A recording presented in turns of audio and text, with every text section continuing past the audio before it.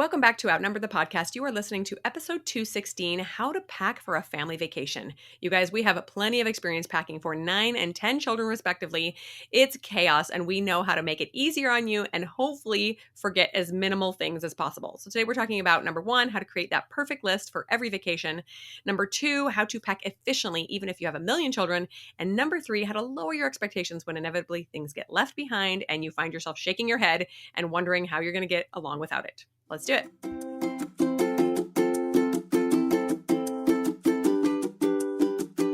Hello, and welcome to Outnumbered the podcast. I'm Audrey.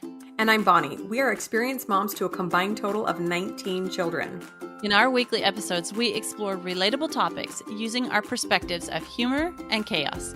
Tune in for advice and encouragement to gain more joy in your parenting journey.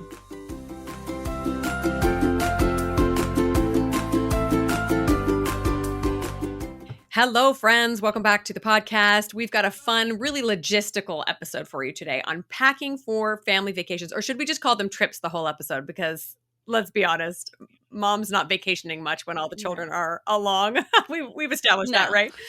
But when you are taking your kids with you, there is a lot to pack, a lot to remember, a lot to keep with you. And so we're going to talk about our hacks for making that happen, not forgetting everything, all the essential things, like I have most certainly done.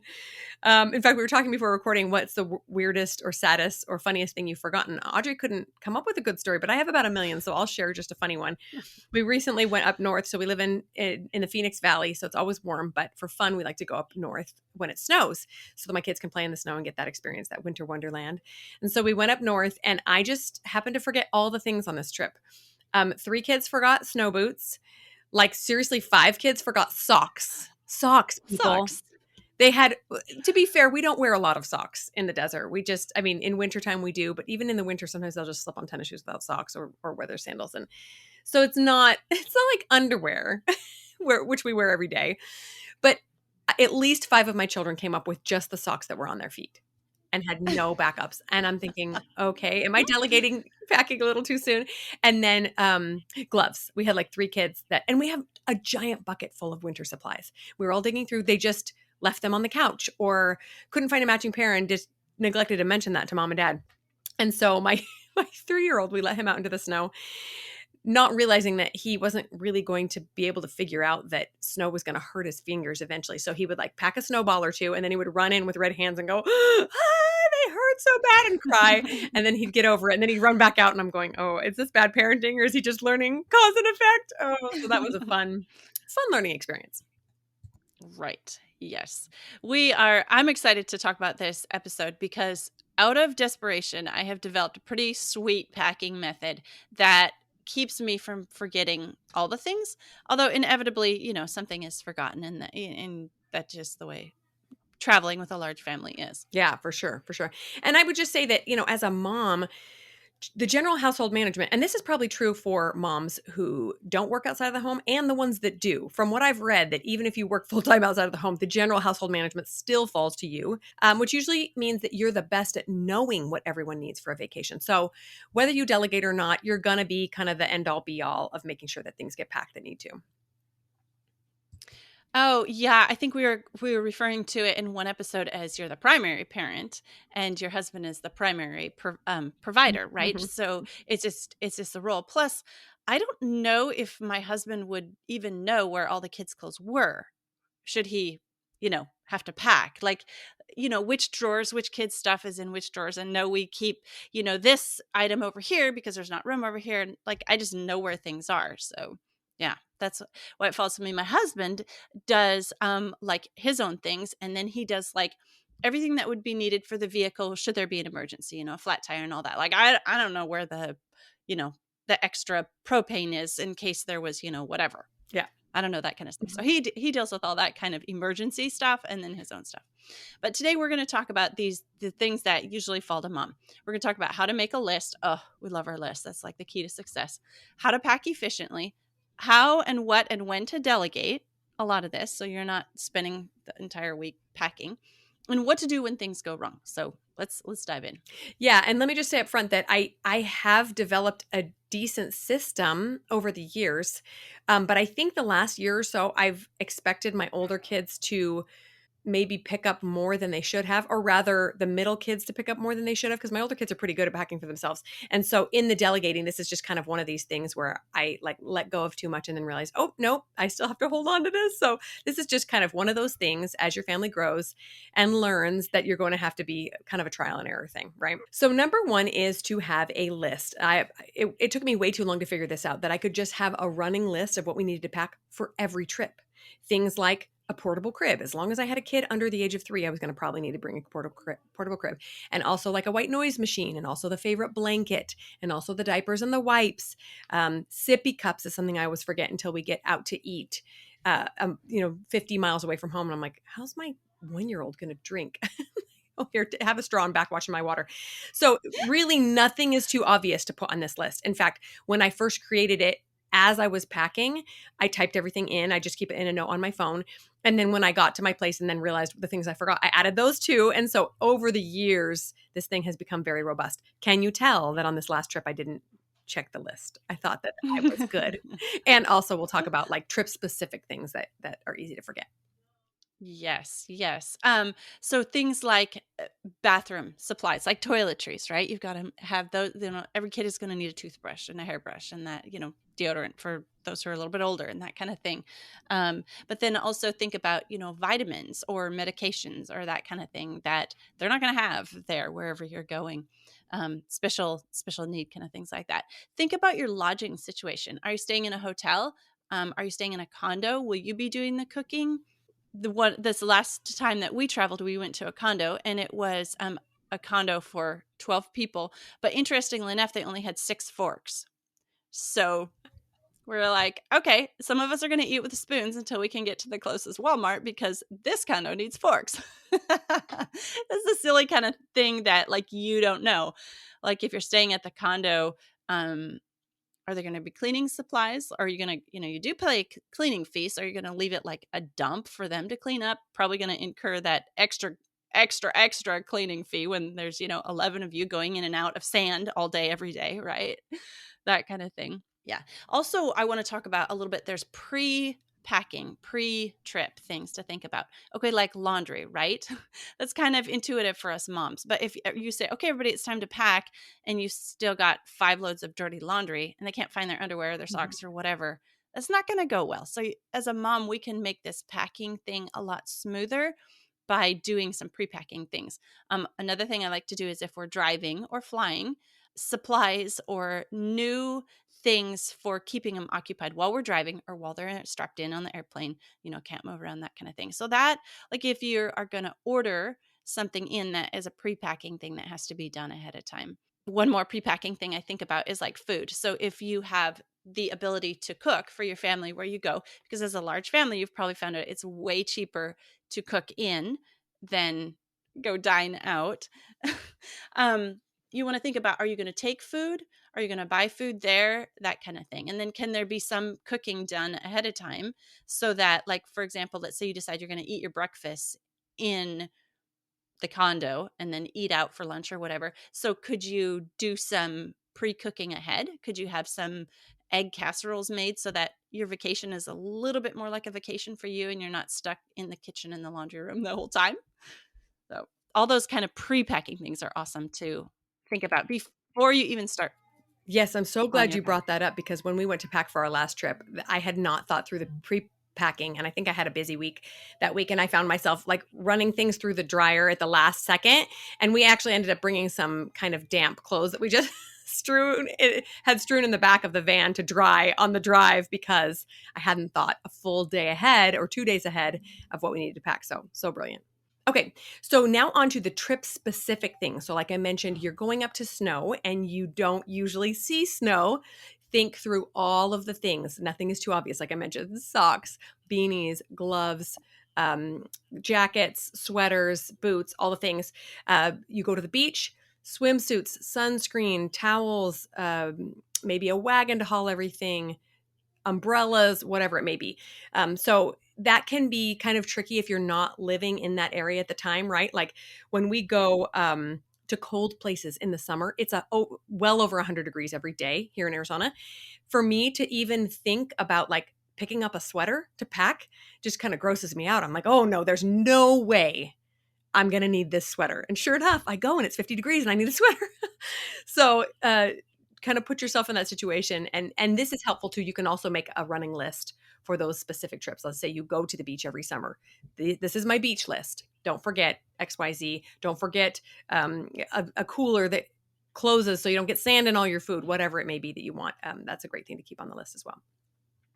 Yes, another more trip specific or maybe big family specific things are like bedding. So we're used to as big families, we have to get 2 hotel rooms, but still somebody's going to be sleeping on the couch or on the pull-out bed or on the floor or something. So they're going to need a sleeping bag. Otherwise, when you get to the hotel, you're going to have to go down to the lobby or call up for extra bedding and all that, and it's just going to take a while. So it's easier just to throw in some sleeping bags.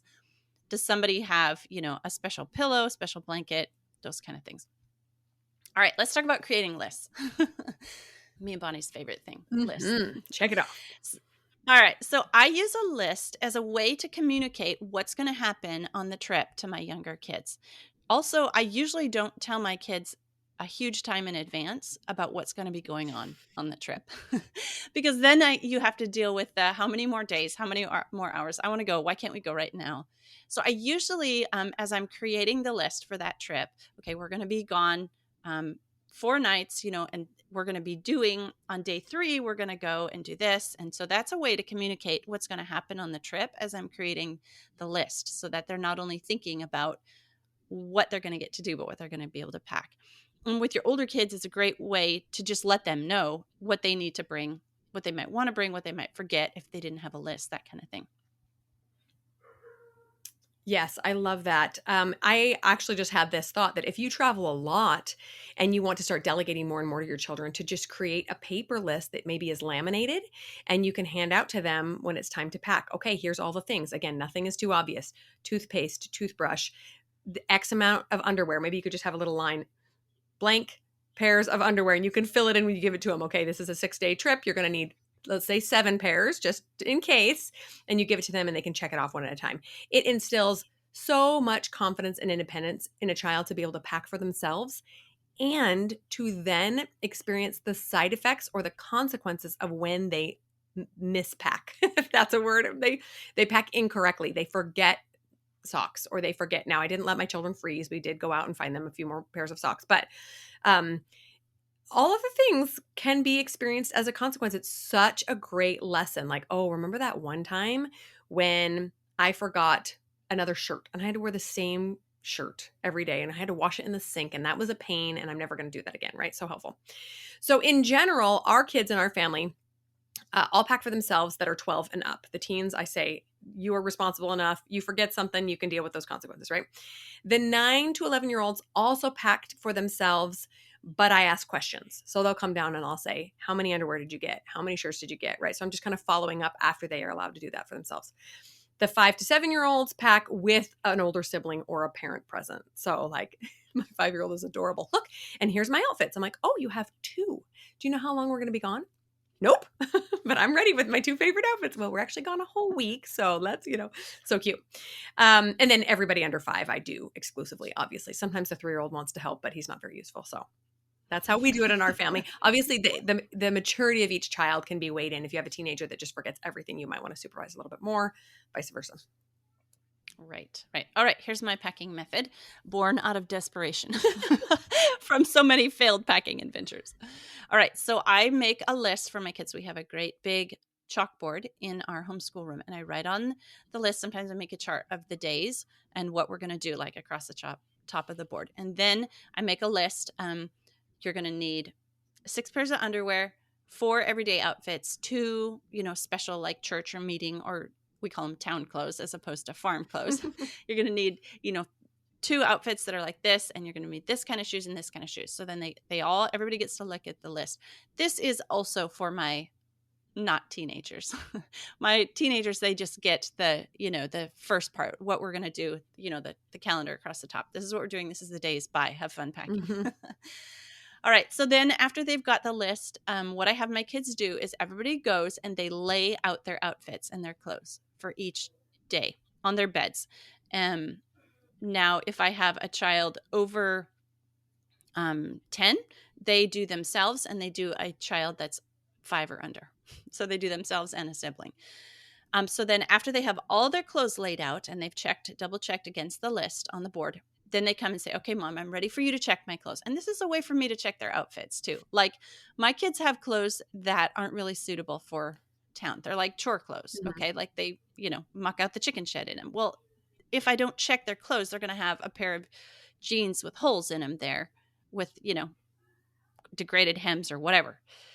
So I check their clothes. And after I have checked their outfits, they have them all laid out by day so I can see that they have everything. Then I say, okay, you're good to go now. You can pack. And they go ahead and pack their suitcase, and then they zip it up and they go put it where a staging area where everything is going to get packed in the van, because inevitably you'll have little ones that get back in the suitcase because, mommy, I just wanted this. And then it's left Mhm. behind. Mhm. So that's my packing method in a nutshell, where it's pretty foolproof, where we haven't forgotten major things and everybody's had enough things on the trip. Yeah, I love that. And I love that the laying out of outfits really allows them to take responsibility for what they want to bring. It's not like you're just willy-nilly throwing whatever clothes in, but they get to pack their favorite shirt or their favorite socks or whatever, but that you're still supervising and ensuring that they're not packing shorts for when you're going to go to the snow or whatever. Okay, so the next step we want to talk about is packing efficiently, which, as you can imagine, with families of 9 and 10 kids, gets really cumbersome, especially when kids start packing for themselves. So if my kids had their own way, they would all go grab whatever suitcase fit their fancy and throw a bunch of stuff in it and say, we're ready to pack. And under no circumstances would we ever be able to fit all of the things that they have packed in whatever suitcase or duffel bag they chose, right? If you have 1 or 2 children, maybe that's not an issue. They can all pack their own suitcase. You have room for that, but obviously not with 9 or 10 kids. So what we do is we divide our kids into groups, generally by room, whoever they share a room with, because it's easy. All their clothes are together. And we give them each a suitcase to fill. So generally we have kids in 3 different bedrooms at home. So we give them each a suitcase depending on how many children are in each bedroom, and then they can fill it up. And as our rooms are set up, there's always a big kid with a younger kid. And so that's the one that supervises the younger kids. That's worked pretty well for us for several years. Yeah, our method of packing is pretty similar also. We tell our kids, okay, y'all can take your own suitcase, but only half of you can go. Exactly. So we got to fit all your suitcases and all you in the van. Exactly. It's one or the other. Know it. Yeah. So we also do like packing by roommate, because that's just the most intuitive once you get there. Otherwise, you end up with clothes all over your hotel or condo or campsite or wherever you're staying. You'll also think about who's going to be helping who get dressed. So if I put a younger and an older kid together, that means the older kid is kind of going to manage the younger kid and helping them get dressed in an appropriate outfit for whatever we're doing that day once we get there. Because because they laid out their outfits before we left doesn't mean they're going to put on matching clothes or appropriate outfits once we get there. So that helps also to put an older kid in charge of helping a younger kid get dressed. And think about your accommodations for things when you get there. This not only includes clothing. We're talking a lot about clothing because there's a lot of clothing with a large family. But think about when you get there. Okay, if you're packing food, you probably want, like a cooler of cold food, and, then something that doesn't have to be refrigerated, that kind of thing. Will you be in a hotel room? Will you be in a condo? Will you be in a tent? Will you be, in an RV, that kind of thing? So that's all. Think about where you're going, not just, hey, we've got everything, let's go, but what's it going to be like on the other side? Are there going to be dressers for the kids to unpack into if you're staying there a week or so? Or are they going to be living out of their suitcase when they get there? All those kind of things are helpful to take into consideration. Yeah, so brilliant too that you reminded me about the accommodations for who's staying with whom when you get there. Because, like I said, it's easy for us to pack up together the kids that stay together in the home, but very often they want to sleep with somebody else when they get there because it's fun and exciting. Like, hey, at the cabin, Yeah. I want to sleep with this sister and instead of this one that I'm always sleeping with. So that's also brilliant. And you also remind me that, for example, my 15-year-old shares the room with his 3-year-old brother and 1-year-old sister, but I always pack for the baby in my suitcase because I want to be supervising what she's wearing up there. So yes, who is taking care of that younger one? It just makes sense to pack them all up together. So, and again, this is kind of a trial and error thing. You're going to probably have a couple of experiences where you're like, oh, that didn't work for us. We're going to try something a little bit different. And every trip is different too. Like you say, going to a campsite is going to be way different than going to a nice hotel or a Airbnb or something. So trial and error, that's motherhood, right? Okay, so I wanted to share 3 easy ways to organize suitcases, because if you ever try to pack more than 1 or 2 kids, like, stuff just gets everywhere and everyone's underwear is mixed up, and we do one of these 3 ways, almost every time we pack. One is to have the kids lay out their outfits, complete outfits, including socks and underwear, and then once you've checked them, roll them up and put a rubber band around them. My kids love this way. It just costs $3 to go buy a bag of rubber bands, and my kids think it's so fun because they just pull one little bundle out and they have all their things for their day instead of trying to dig through and find the pair of underwear they're looking for. Another idea is to use suitcase organizers, or sometimes they call them packing cubes. I do this for my suitcase. It gets a little pricey to buy it for every single child, but I like my suitcase to look a little bit nicer and I don't want to roll my clothes. So I just have these individual cubes. So I will put like all my undergarments and bras and things in one. I will put all my toiletries in another. I will put all my tops, or maybe I'll sort them by outfit and put, casual outfits in one, dressy outfits in another. Those are super fun to use as well. And then the third option is to let each child pack their own bag, but something small, like a little backpack. And then once it's packed, you throw all of them together in a bigger suitcase. So you don't have to supervise 5 or 6 backpacks being schlepped up the hotel lobby and elevator. You just bring up 2 or 3 suitcases, but inside kids have the ownership of, this is my bag, and I organize everything that goes inside. So that's been kind of fun too. That number 1, roll them up with rubber bands. That is genius. I'm gonna go and buy a bunch of rubber fun. bands. It's really fun. Oh, but yeah, that's a way to help foster ownership of each child's things, like letting them each pack their own bag. I have my kids pack their own, what they call a car bag. So they pack their own bag and they get to decide what's in it for activities. And then I usually have like a backpack up front where I hand out, the new things for the day. But they get to kind of think about what they want to do on the trip on the way there. And everybody carries, in our family, everybody carries their own bag except the little ones. I do not carry anyone else's bag. No one else carries my bag. Same thing, same principles when we go to the library. You can check out as many books as you can carry, right? You can pack your suitcase as full as you can carry, because I'm not carrying it for you. Yes, so smart. Again, it teaches them very early on ownership and responsibility for what they want to bring. I have one child in particular who is not young, who loves to pack all the things for church or sometime when she might be bored, and then goes, "I'm done, Mom." I'm like, "Oh, no, no, no, no. I don't carry your books and your Kindle and your stuffed animal and your blanket, and that's all on you." And then they learn very quickly. So, okay, the third step or tip in this episode is our favorite part. It's the part where we get to lower our expectations and understand and accept the reality that someone will forget something. And very often it will be you. And then you have to deal with the emotions that come after that. And I know it sounds kind of silly, but I have a tantrum like almost every trip because of something that got forgotten or something I didn't do correctly, because I just want things to go off without a hitch. It never does. Spoiler. Yeah. I inevitably forget things for myself as well, because I'm so busy making sure everybody else has all their things that they need. Suddenly, where's Audrey's underwear? Dang it. Yeah. And because I sew my own clothes, it's not like I can just go down to Walmart and buy something, because it's not going to fit anyway. Yeah. What is the worst thing you forgot on a trip, Bonnie? Do dish. Okay, so this was really fun to think about. A few years ago, I took just a couple of kids to Disneyland, along with my 6-week-old baby. And we drove into town late at night. We arrived at the hotel at like 10 p.m. I get everybody settled. And then I realized I have no diapers for the baby. I had like 1 or 2 that I brought on the car ride that were in my diaper bag. I neglected to pack any more in my suitcase. So my baby is teeny tiny. There's no diapers at the hotel. I had to walk like 4 or 5 blocks down the street to find an open store at that hour. It was a Walgreens, and they had no newborn diaper. No, it must have just been like one of those corner convenience stores, because if it had been a drugstore, they would have had more sizes for sure. It was just like, like a 7-Eleven or something.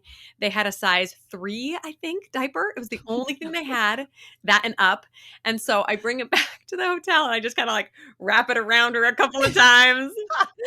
And then when we got to Disneyland, actually, I think I went to the store early in the morning, or actually Disneyland carries all the diapers because it's Disneyland. But I just remember thinking, you dummy, you dummy, being so mad that I had to jimmy rig this diaper around my poor baby's teeny tiny newborn bum, because I just forgot the things. Oh man, I know. And then, if they have a blowout, it is going everywhere, because you can wrap it around. It's going to squirt right up the back. Poor baby. Poor Bonnie. I know. Oh, but you guys, so we forget stuff, and this is like an opportunity to coach our brains on how to respond. So, like, just because we're going on vacation doesn't mean we get to take a vacation from working on our brains, working on our thoughts and our feelings. So my default is usually like anger and frustration. Mhm. Ugh, like that feeling like I can't believe we did this. But don't do that. It doesn't help. It doesn't make anybody have a good vacation when you go to like anger and frustration. It's like, wish we would have just stayed home. I mean, Yes. that's kind of how everybody's feeling. If mom's feeling angry and frustrated, it doesn't help anyone have a good trip. Yes, and in fact, you've probably all noticed that going on vacation is probably the prime time to work on your thoughts and managing your brain because your brain offers you all these things like, we're supposed to be having fun. Why is everyone fighting? How did I forget this thing? Right? Side note, that actually just reminded me of another Disneyland trip. The only other time I took a newborn to Disneyland, and this baby never, ever, ever had blowouts. But while we're standing in line to get in, she poops all over everything, myself included. And we have a family picture right stepped inside the gates of a naked baby in a baby wrap on me because I had no other outfit with me. I had to go buy her something in the park. But if you go look at, I should share it on Instagram. If you go look at my You should. face in that picture, you can kind of tell that I'm working on things like 5 minutes in. We've already got this issue. A naked baby and a poopy onesie in my diaper bag. So many opportunities to work on this, right? I would probably say that my defaults are shame and blame. I just flip flop back and forth. Dang it, you dummy. How could you do that? And then, wait a minute, you should have thought of this. Pointing fingers everywhere.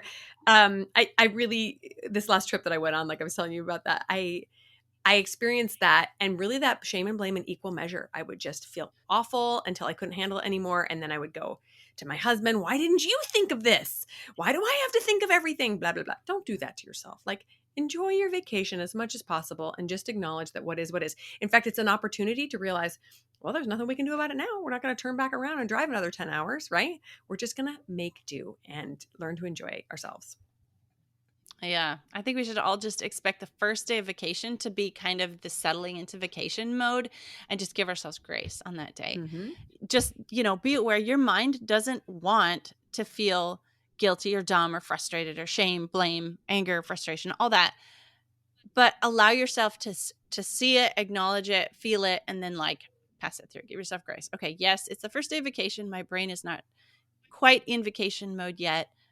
It's okay, and then move on through it. Yes, if you have perfectionist tendencies, like a couple of people on this podcast, then this can be a little bit difficult. But one thing we've both realized helps a lot is to incorporate some humor. So this is where my husband comes in. I'll say, "Why didn't you remember this thing?" He's like, "Oh, I never remember diapers." Whatever. He'll make me laugh. He'll say something, and then I start thinking about all the funny stories we'll get to share. Right? Remember that time we went up to the snow and we had to put plastic bags over your feet because we forgot waterproof boots, or something else hilarious. Offer yourself the grace through humor or whatever it is. Allow yourself a few minutes to say, dang it, I wish I would have. And then say, but I didn't. And now we get to just make do and have a good time. Yes. So I find one thing that really helps me in the pre-packing time, and then when we've got there and we've forgotten things, is my little phrase, there's always a Walmart. I don't think you can go anywhere, maybe a deserted island or something, where you're not going to find a Walmart. Or just the thought here is that people live there too. Yeah. And they get their stuff somewhere, like they get their food or their underwear or their clothing or their socks or boots, whatever. They live there. And so they have and get these things all the time. So if I forget something, it's just money. There's always a Walmart. Just get it. Like if I've forgotten something, that helps me like relax and get into vacation mode earlier, in the packing, so the packing doesn't get so stressed out. Like, it's okay. There's always a Walmart. Yes, I love that. And then when you're on the trip and you've forgotten something, it's okay. We'll just stop. There's always a Walmart. Mm-hmm, mm-hmm, mm-hmm. And your brain is going to offer so many thoughts about this. Mine does as well. Oh, this money that we didn't have to spend, or oh, it was sitting right on this one spot on the couch. I can just picture it if we were back there. Allow it. Allow those thoughts to come and go, and then just tell yourself, but it's all going to be okay, right? And here we are having a good time. And here's the other interesting thing. When it comes to vacations, I've noticed one thing. And I learned this lesson with my mom as she learned it over the years of wrangling kids as well. It's that on family trips, our kids often remember one thing, and it's very often how the parents responded. Okay, so I have memories of trips that my mom remembers very differently growing up. So this one trip in particular, I remember having a really great time.